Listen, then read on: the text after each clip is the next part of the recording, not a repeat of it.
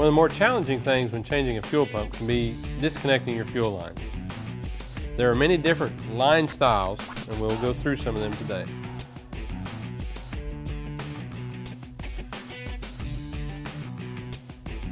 With the push type connector, there are a couple different versions. As you can see on this connector, there is a push here and a location to push on the other side. So we're going to push this from both directions to release it from the unit.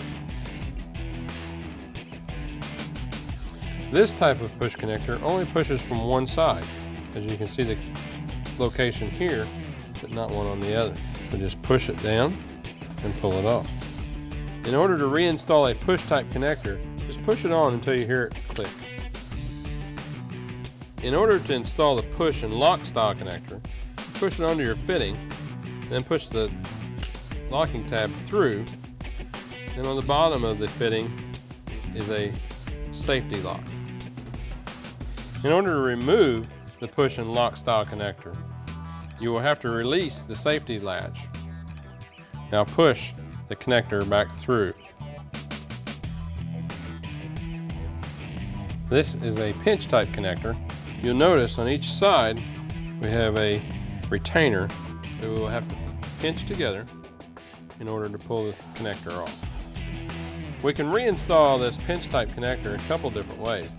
First, we can leave the retainer on the male end of the fitting and slide the female fitting over, latching it into place. Or we can remove the retainer. Once the retainer is in place in the female fitting, now you can slide the fitting onto the male fitting until you hear it click.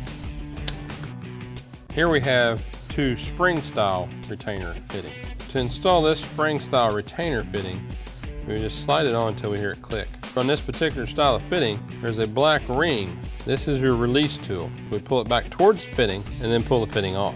With this style of spring type retainer, we just push it on until we hear it click. Removing this style of fitting requires a removal tool. This tool inserts into the fitting and then you remove the fitting. There is also used a hose and clamp style fitting. It's mainly used for emissions lines. In order to remove it, take a pair of pliers, pinch the clamp together and slide the clamp back. And we just simply pull the line off the fitting. Here we have another style of pinch type connector that is mainly used on emissions lines. In order to remove it, you will have to pinch it on both sides. To install this fitting, you will push the female fitting onto the male fitting until it snaps. Now we have a horseshoe type fitting. You'll notice this clip.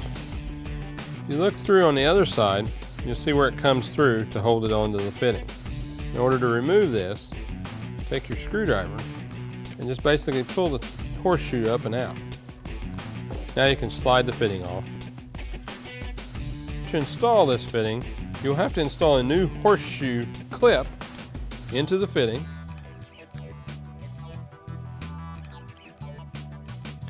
And then slide it onto your line until you hear it click. Occasionally, when trying to remove the fuel lines from the fuel pump, they may break. What you're left with is part of the line in the fitting. One option of removing this is to install your release tool and then take a screw or a bolt that will fit into the line, and now we can pull the fitting out.